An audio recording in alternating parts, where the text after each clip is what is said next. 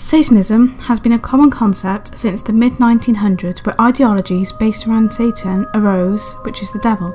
There are around 500 active members of the Satanic religion known in the world, with 250 to 400 people estimated in the UK by Graham Harvey. Christianity used Satan to explain evil as the oppositional hierarchy to God and good, meaning the moral continuum was between these two forces. In 1966, Anton Zander Levi from San Francisco developed Satanism as a way to overthrow Christianity. He opened the Church of Satan and practiced paganism as a form of religion to allow people to experience the pleasures of life without the social exclusions, so people felt included and connected. However, this religion was used against the hippies, as they had the same idea in mind but were still marginalised from communities. Well, it occurred to me for many, many years that there was a large gray area between psychiatry and religion that was untapped, and no religion had ever been based on man's carnal needs or his fleshly pursuits. All religions are based on abstinence rather than indulgence, and all religions therefore have to be based on fear. Well, we don't feel that fear is necessary to base a religion on. The fact that religions for thousands of years have been telling people what they should do and what they shouldn't do according to the basic whims of a person who might be running the show is very understandable. We're realists, we Satanists, but we also feel that a person has to be good to themselves before they can be good to other people. In this religion, Anton Levi stated there are 3 types of instrumental ritual used as satanic magic that one must have faith in order for it to come true. Rituals are described in this sense as magic rather than worship to benefit oneself and the one above. The first was called a sex ritual, commonly known as a love spell, which partners cast on their desired loved ones for sexual advantage. The second is compassionate magic, used to help yourself or others in regard to charity, advanced health, or material natures.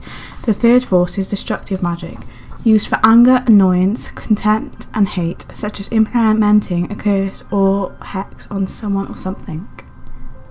Anton Levi implied these 9 statements of Satanism, which was crucial of this religion for the members to believe in. However, he also demanded that there be 11 specific satanic rules of this earth which must be followed.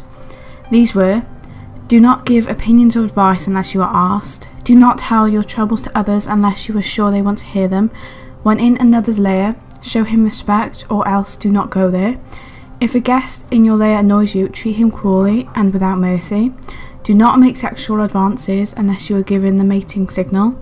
Do not take that which does not belong to you unless it is a burden to the other person and he cries out to be relieved. Acknowledge the power of magic if you have employed it successfully to obtain your desires. If you deny the power of magic after you call upon it with success, you will lose all you have obtained. Do not complain about anything you need to subject yourself to. Do not harm little children. Do not kill non-human animals unless attacked or for food. And when walking in your open territory, bother no one. If someone bothers you, ask him to stop. If he does not stop, destroy him. Michael Aquino, a former member of the Church of Satan, left in 1975 to start the Temple of Set, a more philosophical and religious attempt at Satanism rather than power. He argued that he left Anton's church because he criticised Levi for selling initiation into the upper echelons of the church for cash purposes.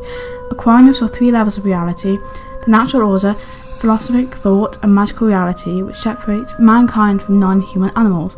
For the Temple of Set, there were a hierarchical order of 5 degrees which people could work their way up to. First was the apprentice Satanist, then becoming a witch or warlock, then a priestess of Mendist, then a magister, and a magnus. Aquino is of the 6th degree, the epistemus, organising groups called pylons. After Satanism was developed and the word spread worldwide that claimed Satanists started practicing satanic ritual abuse involving the sexual abuse of children, sacrifices, murder and harm to others in honour of the devil. First cases of such abuse appeared in the 1980s throughout North America, Suburbia, North Wales and even Nottingham in England, with children being taken into care. After the abuse became known, the media exaggerated the incidents and publicised the events globally, which led to a widespread fear of satanic ritual abuse and became a moral panic, as Cohn would state. Cultural hobbies, like movies, then hinted at such horrors, with the plot of Rosemary's Baby to describe what's actually happening in these crimes. This then put a variety of stress on social workers who were overloaded with work to help as many children that have been reported and even deal with complaints about abuse. Such allegations arose with people starting to remember terrifying childhood memories of the traumatic experiences that they had occurred, like Michelle Smith and Lawrence describing the details of her case, a book they wrote called Michelle Remembers in 1980. However, the abuse was evident. Many state that this is actually related to ritual crime and nothing to do with the satanic practice at all, so people need to understand the differences rather than false accusations.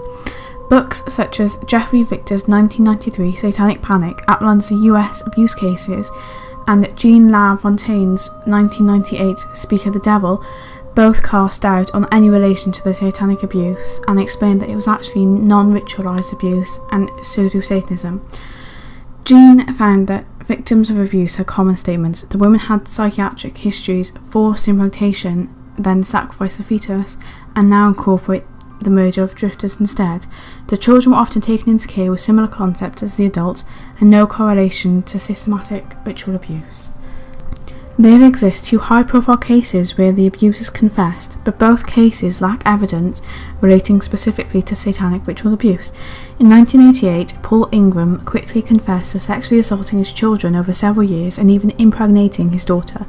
Among other arrests, he was also found guilty to have sacrificed 25 babies, which relates to ritual crime rather than Satanism.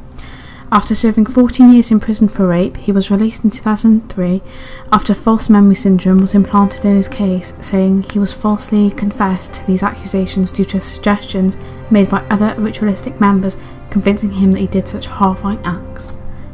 In 1984, the most common case of sexual ritual abuse involved Frank and Ileana Fuster, who were accused of sexually molesting numerous children who were cared for by Ileana in their home in the Country Walk section of Miami. The abuse case started when a 3-year-old boy asked his mother to kiss my body when she was giving him a bath.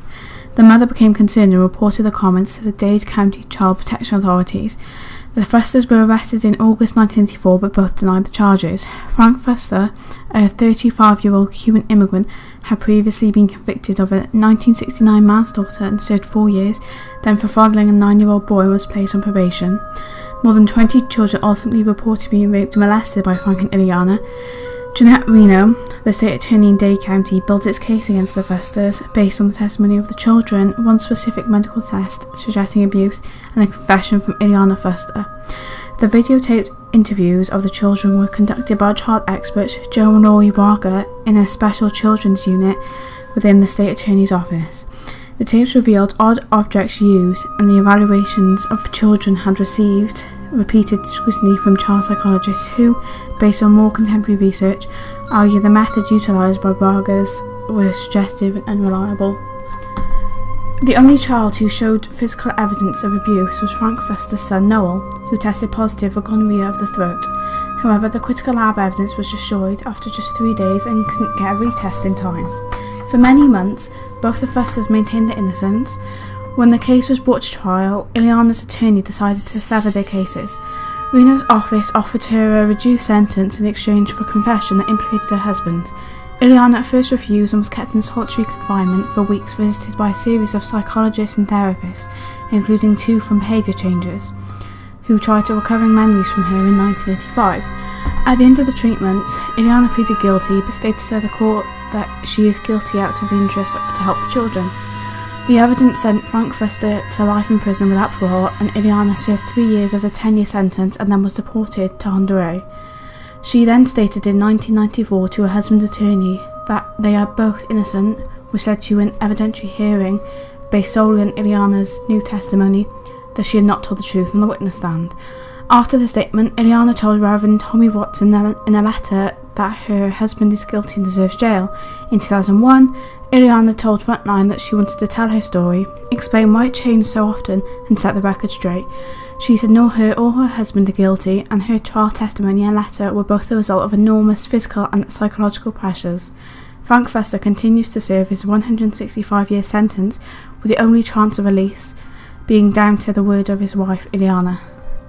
In conclusion, Satanism is viewed as a transgressive religion which evolves with modernization but is widely misunderstood. Satanism rose to the public eye for suspicion and the allegations involving satanic ritual crimes. However, most cases claiming this was simply pseudo-satanic. This meant that the abuse was done under ritualistic crime by non-Satanists aping cultural representations of occult crime rather than Satanists themselves.